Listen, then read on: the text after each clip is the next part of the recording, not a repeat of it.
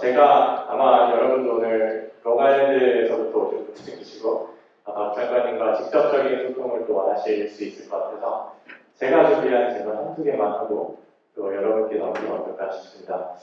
제가 생각했던 것은 저는 이제 미국 시민이고 미국에서 주권을 행사하는 교포지만 또 대한민국의 정치 상황도 굉장히 주의 깊게 바라보고 있는데 굉장히 답답한 면이 많습니다.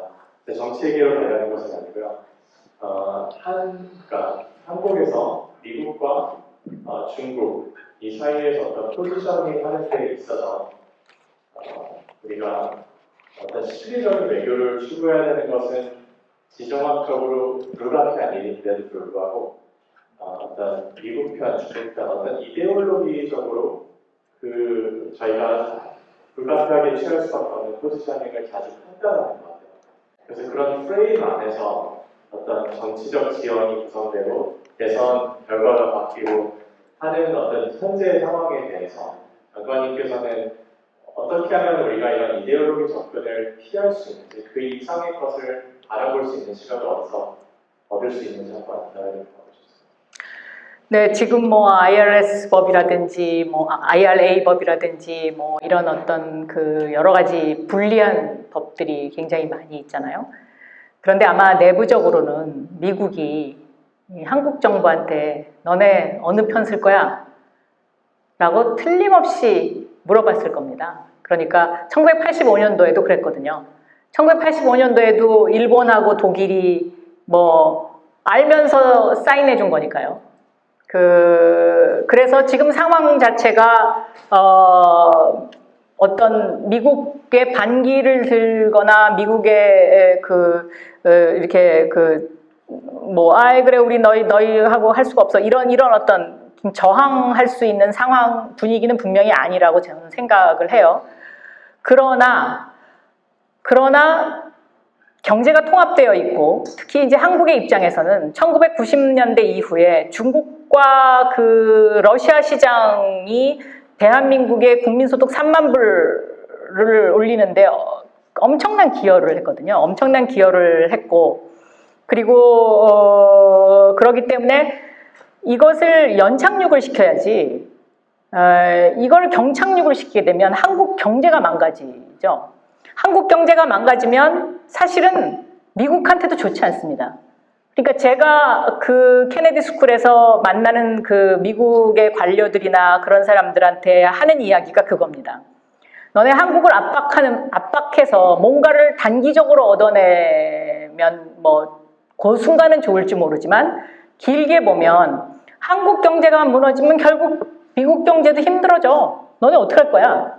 그러면 제 말이 맞다고 해요. 제 말이 맞다고. 좀 기다려보라고. 그런데 저는 여기서의 어떤 지혜를 유럽 케이스에서 찾는 것이 저는 어떨까 이런 생각을 많이 하고 있어요. 왜냐하면 독일이나 영국, 프랑스 이 3개국도 사실은 상황이 똑같거든요. 그러니까 중국하고 교역량이 엄청납니다.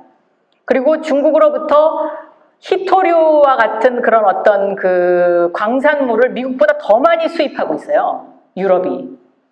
그렇기 때문에 이 영국, 프랑스, 독일 이 3개국이 미국의 이야기를 잘 듣는 척 하면서 또 얘기를 계속 틉니다. 이렇게 얘기하는 거 보면 중간중간 계속 틀어요. 틀어갖고 자기네가 얻어갈 거 얻어가거든요. 그래서 한국도 저는 그런 유럽의 케이스를 좀 스터디할 필요가 있지 않느냐.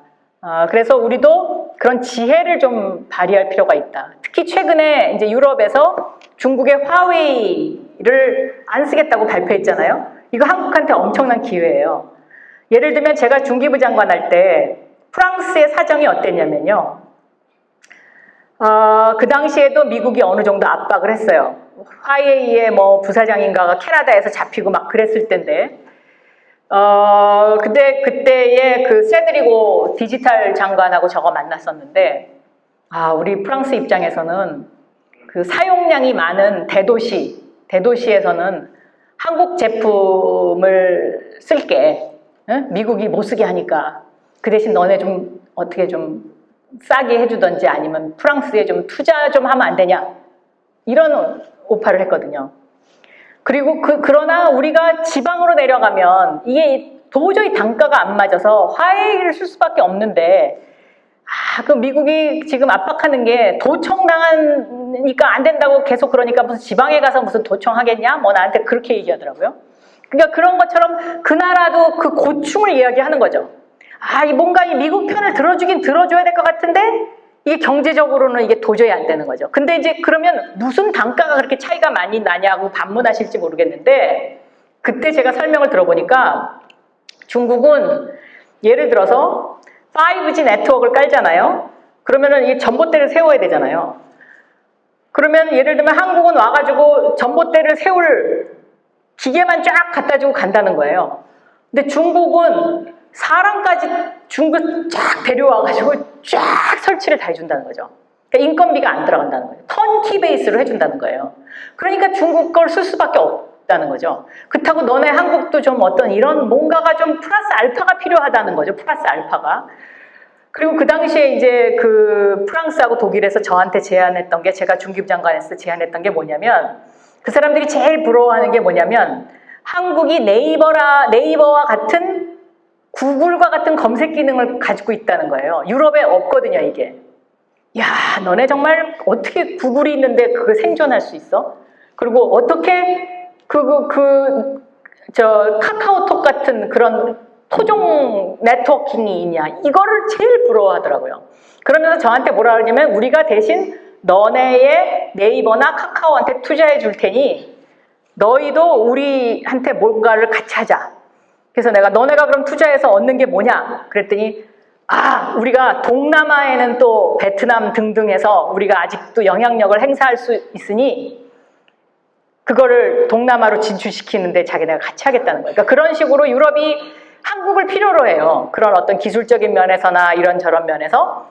그래서 같이 그런 어떤 지혜를 모으면 거기에 뭔가 좀 새로운 돌파구가 있지 않을까 그런 생각도 합니다. 네. 감사합니다. 한 가지 질문만 더 하고 제가 기획석에 마이크를 넘기고 싶은데 올해가 그 한미 70주년 이제 얼라이언스에서 여기저기 행사들이 많잖아요. 저는 그 재미 교포에 한번 집중을 해보고 싶은데 사실 저희의 어떤 역할론에 대해서 같이 고민해보고 싶어요. 사실 저희는 엄연히 말하면은 대한민국과 연관성이 있지만 미국에서 활동한 미국 시민이기도 하고 이번에 대통령의 지시에 반응해서 어떤 한미 간의 그런 적어도 표면적인 우호 관계가 점점 증진되는 것을 보면 한편으로는 한미 관계가 좋아지면 당연히 우리 재미로 좋지 하지만 조금 어떤 보편적 관점에서 봤을 때 어떤 이런 지정학적 해거리가 달리고 그런 거에 대해서 또 미묘한 감정이 드는 것도 사실이거든요.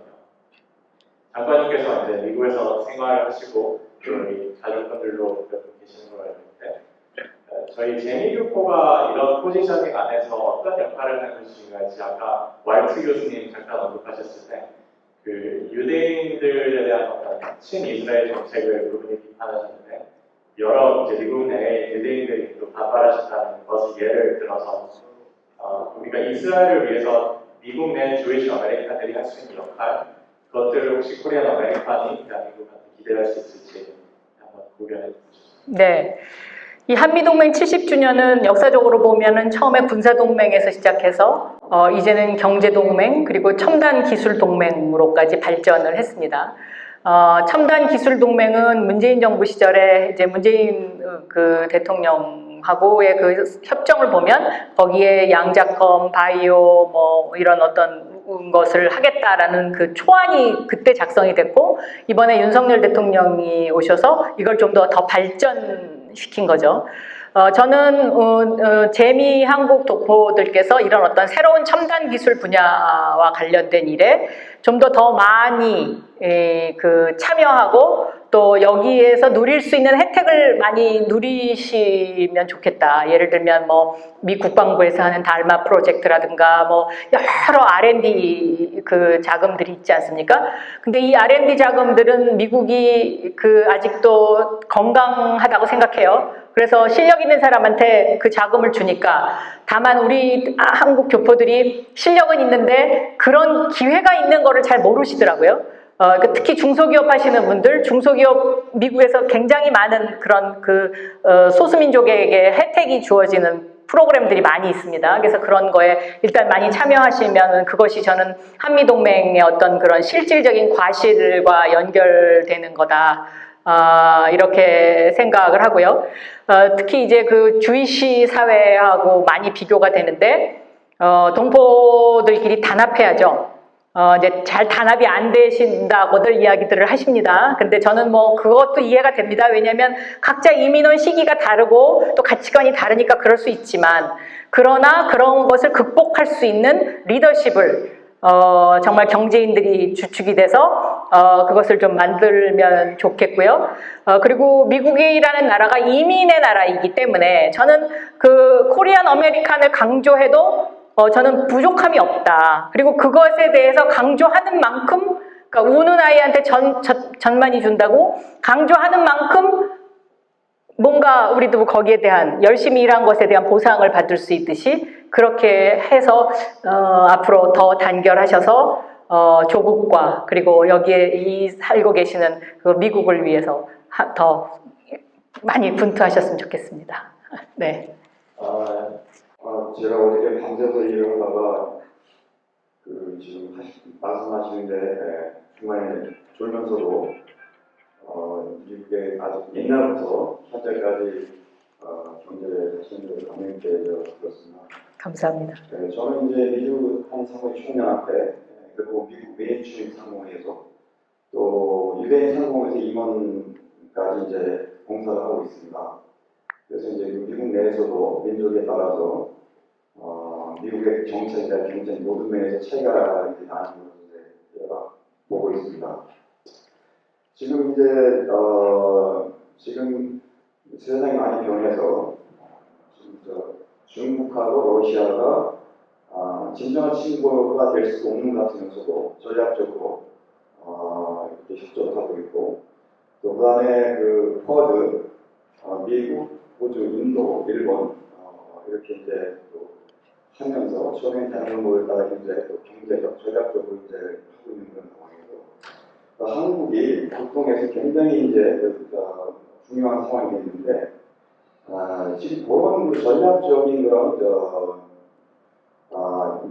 그 배치 속에서 지금 이제 중국하고 미국하고 갈등이 이제 보여지고 있는 그런 여태까지 설명해 주셨는데, 한국이 이런 상황에서 대중관계 또 대수관계에서 어떤 입장을 중단적으로 취해야 된다고 생각하십니까? 예, 그거는 조금 전에도 설명드렸지만은 지금 상황은 사실은 예를 들어서 한국의 중요성, 그러니까 미국이 한국을 버릴 수 없는 이유 중에 하나가 한국의 네트워킹 5G 기술입니다. 그러니까 예를 들면은요, 지금 우크라이나 전쟁이 벌어졌는데 옛날처럼 무슨 지상전만 갖고는 할 수가 없지 않습니까? 그럼 이게 네트워킹을 해야 되잖아요. 그러니까 군에서 신호를 보내야 되지 않습니까? 근데 이 신호를 보내는 거를 예를 들면 나토, 또 나토에 있는 모든 나라가 통일된 신호를 써야 이게 명령이 쫙 들어갈 거 아니에요? 그럼 이 기술이 통신 기술이거든요. 근데 이 통신 기술을 제일 잘하는 나라가 바로 한국입니다. 그러니까 한국을 버릴래야 버릴 수가 없는 그런, 우리나라가 그 정도 위치까지는 왔습니다. 그럼 이런 거를 최대한 저는 활용해야 된다. 그러니까 우리도 취할 건 취하고, 예를 들어서 중국이나 러시아 그동안의 교역량이 중국 같은 경우에 25%인데 이게 지금 점점 줄고 있어가지고 지금 한국이 뭐 몇십 년 만에 처음으로 무역 적자가 계속되고 있잖아요. 그럼 이런 걸 어필을 해야죠. 이걸 뭔가 보상을 받아야 됩니다. 그러니까 보상을 받아야 우리도 살 수가 있는 거잖아요. 이런 데에 대한 전략과 어떤 외교력이 저는 필요하다. 이렇게 보고 있습니다. 네. 안녕하세요. 저는 월드 세계 한인무역협회 차세대 대표 이규민이라고 합니다. 저희도 이번에 8월 4일부터 6일까지 콜롬비아 대학교에서 만 21살부터 만 40살까지 차세대라고 명명하고 이제 차원 무역 스쿨 진행을 하는데요. 미국에서는 21년 차가 됩니다.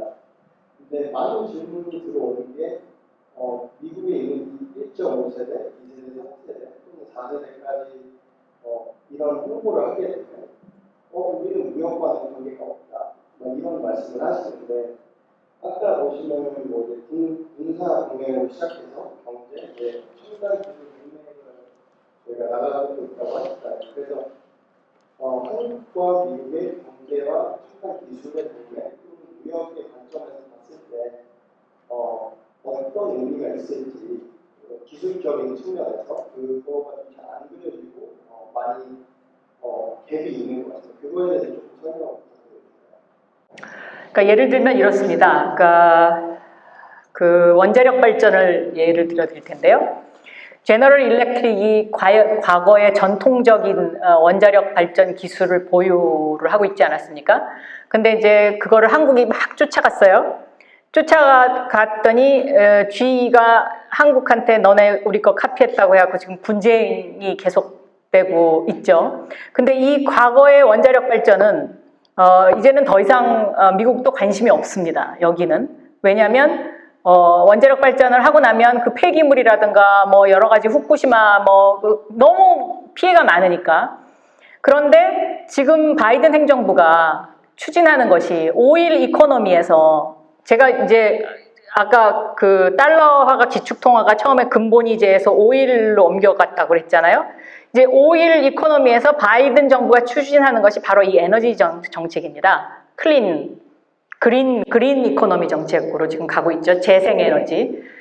이 재생에너지로 가면서 이것이 앞으로 미국의 미래를 먹여 살릴 것이다 라는 것이 바이든 행정부의 경제정책의 핵심입니다. 핵심 중에 하나입니다. 그러면 여기에서 그러면 이 재생에너지에 원자력이 포함되느냐 안 되느냐 이게 이제 굉장히 중요한 이슈인데요. 미국이 포함시켰습니다. 근데 포함시켰는데 이거를 포함시켰는데 그런 과거 정통 방식의 원자력이냐? 아닙니다.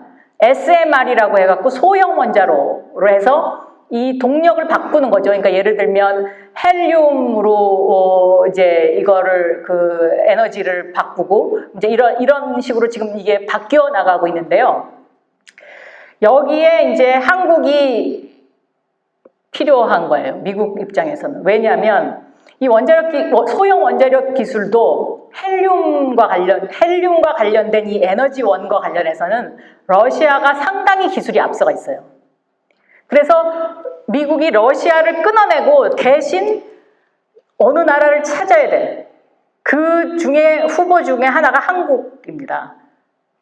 그러니까 이런 시장을 저는 들여다볼 수 있는 인사이트가 필요하다고 생각해요. 근데 이제 이런 쪽으로 얘기를 시작하면 또 얘기가 너무 길어져서 그냥 간단하게 제가 설명을 드리는 건데 생략하고 그런 것처럼 이 첨단 기술 속에 한국의 입지가 상당히 있습니다. 그러니까 조금 전에 설명드렸던 그 5G 네트워킹의 그 통신 장비 또 이런 어떤 SMR과 관련된 소형 원자로 기술 그리고 바이오도 그 바이오의 바이오는 미국을 쫓아가기가 굉장히 힘든 상황이지만 어떤 분야 그러니까 그 합성할 수 있는 그런 분야 이런 어떤 여러 가지 분야들이 있는데 이런 분야들을 한국 정부가 전략적으로 탁탁탁탁 찍어서 우주 첨단이면 우주 첨단 중에 어느 분야. 그래서 이거는 그러니까 미국도 기다리고 있거든요. 미국도 찾고 있어요. 그 파트너를. 그 고기를 딱 찍어가지고 이거 우리 줘. 이런 어떤 저는 협상 전략이 좀 필요하다. 그리고 특히 이제 그 미국이 그 어퍼머티브와 관련된 이런 정책을 많이 피고 있기 때문에 여기에 우리가 조금만 뛰어난 어떤 뭔가를 갖고 있으면 기회가 상당히 많이 있죠. 그런 기회를 포착하는 거 이런 것들이 저는 좀 필요하지 않나 그렇게 보고 있습니다. 네. 안녕하세요. 저는 그 미국 스타트업 NYS의 알렉스 전화합니다. 그 한국 내 스타트업이 약 350만 개가 되고 미국 내 한인 스타트업이 약 1000개 정도가 나와 있습니다. 아까 말씀하신 그 AI 비서 챗GPT와 구글 인공지능 발표에 물었습니다. 미국 내 한인 스타트업 대표들이 박영선 전 공동행정기획부 장관에게 가장 궁금한 질문이 무엇일까? 온라인 데이터의 기반으로 이 질문이 뽑혔습니다. 네? 온라인 데이터. 온라인 모든 데이터를 취합해서 스타트업 대표들이 가장 궁금해하는 질문입니다. 미국 내 한인 스타트업 회사들이 한국의 중소벤처기업 생태계와 협력해서 글로벌 시장에 진출하는 방법에 대해서 조언을 부탁드립니다. 예, 한국 중소벤처기업부에요. 그 프로그램이 많이 있습니다. 그러니까 이제 예를 들면 미국에서 스타트업을 하는 사람들의 아마 가장 큰 고민 중에 하나가 주소를 서울에다 둔 경우는 문제가 안 되는데 이게 본사가 이제 미국에 있는 경우에 어떻게 할 거냐 이제 이런 질문들을 제가 중기부 장관한테도 많이 받았습니다. 근데 그거를 이제 예를 들면 차별 없이 해준다 여기까지는 그 당시에 정책이 못 나갔지만 선별적으로 그 한국의 중소벤처기업부가 갖고 있는 그 프로그램이 있으니까요 홈페이지 한번 들어가 보시고요. 그리고 여기 뉴욕에도 그 중소벤처기업부 산하에 있는 중소기업진흥공단하고 또 몇 군데서 나와 있는 곳들이 있을 겁니다. 그리고 무역협회에서도 그 일을 하고 있습니다. 그래서 제가 아직까지 확정되진 않았지만 그런 질문들을 저한테 많이 하셔서 제가 8월 달쯤에 한번 그런 거와 관련된 좀 뭔가 이렇게 멘토링을 할까도 생각을 하고 있습니다. 그래서 오늘 시간이 많이 지났기 때문에 그 관계는 나중에 따로 그러면 만나서 아마 오늘 여기 무역협회에서 나오신 분이 네 저기 양용철 팀장님 저기 나와 계신데 만나셔가지고요. 안 그래도 어저께 저하고 그런 얘기를 좀 했었거든요. 그래서 이 주제만 가지고 따로 한번 만나도록 하겠습니다. 네. 기자생활 45년 한 감독입니다. 네. 근데 그 정치인 가르치고 이렇게 박학하고 감동적인 경제학 박사를 받았다는 줄 알았어요. 자, 아니, 경제학이 아니고 앞으로의 정치인이시니까 내년도 총선거 관련해서 한 마디만 해요. 그리고 아니 정치 다시 한번 국무회의에서 이런 강의를 하시는 거예요. 제가요 이 강의를 하기로 하면서 정치 얘기는 정말로 안 하기로 딱 약속을 했거든요. 그래서 오늘은 양해 바랍니다. 네, 감사합니다.